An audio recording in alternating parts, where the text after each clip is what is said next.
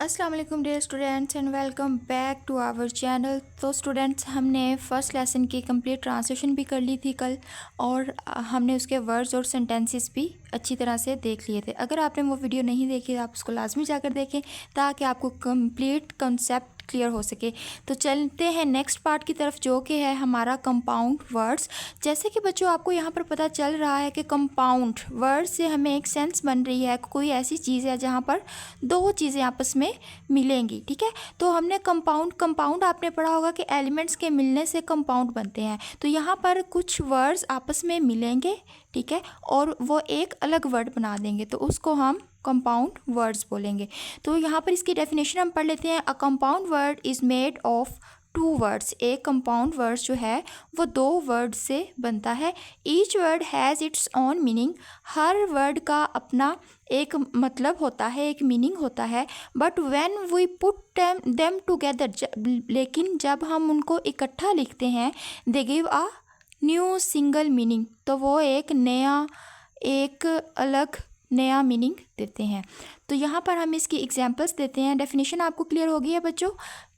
Compound words ऐसे words होते हैं जब दो वर्ड्स को, ऐसे वर्ड्स जिनका अलग से अपना अपना मीनिंग होता है, जब हम उनको मिलाते हैं तो एक अलग नया वर्ड बनता है, तो उसको हम कंपाउंड वर्ड कहते हैं।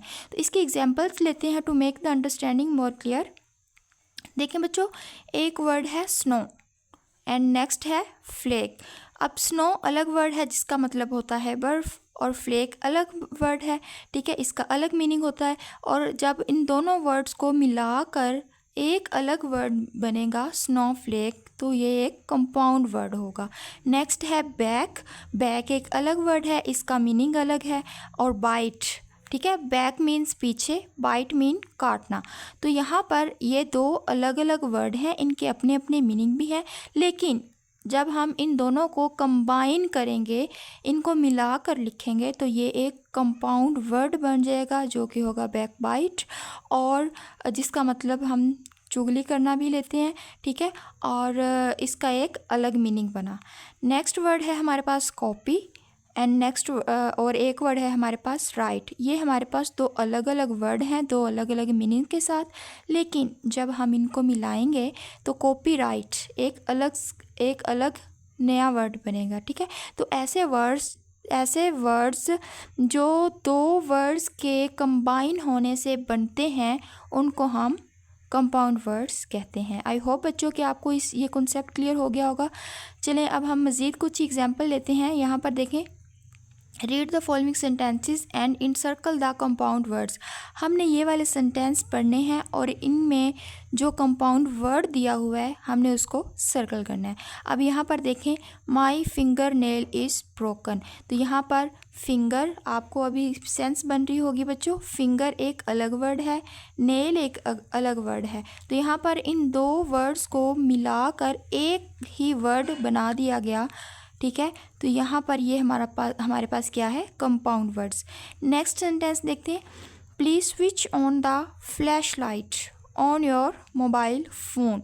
तो यहाँ पर फ्लैश एक अलग वर्ड होता है, लाइट एक अलग वर्ड होता है, ठीक है। इनके अलग अलग अपने अपने मीनिंग भी होते हैं, लेकिन जब हम इन दोनों को इकट्ठा मिलाकर लिखा हुआ है तो इसका मतलब है कि ये हमारे पास कंपाउंड वर्ड है। अब नेक्स्ट देखते हैं, where is my arm chair I had put it there.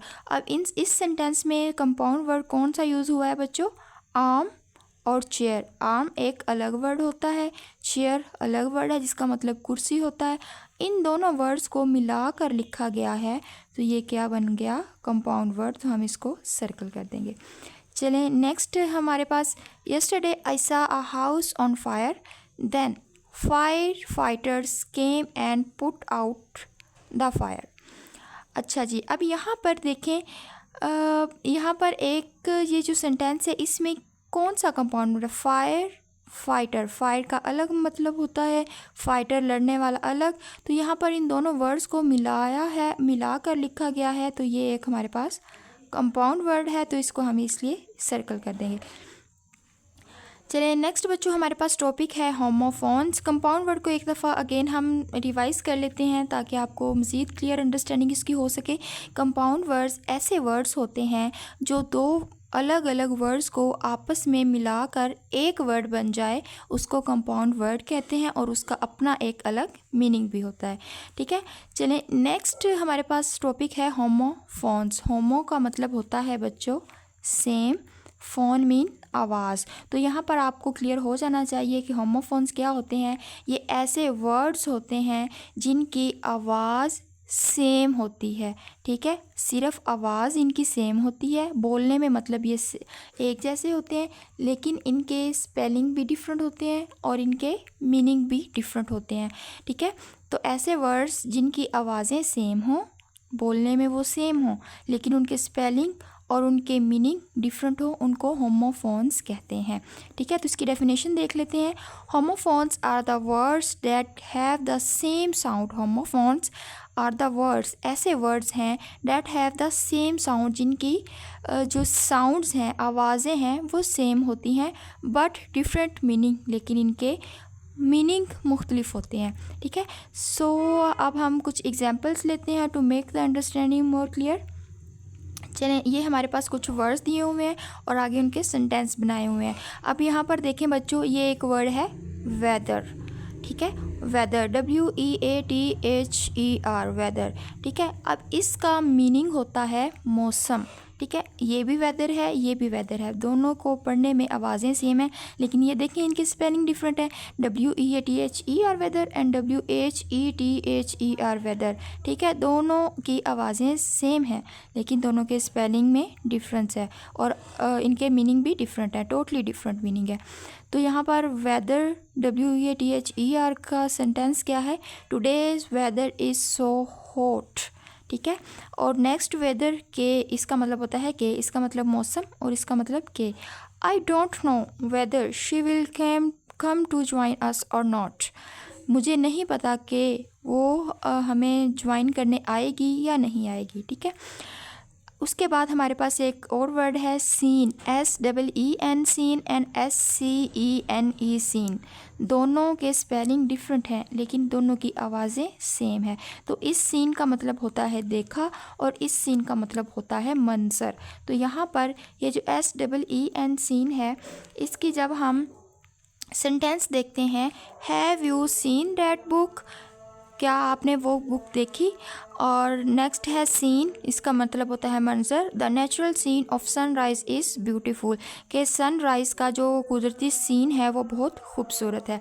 तो बच्चों, ये थी हमारी आज की वीडियो। मिलते हैं नेक्स्ट वीडियो में, तब तक के लिए अल्लाह हाफिज़।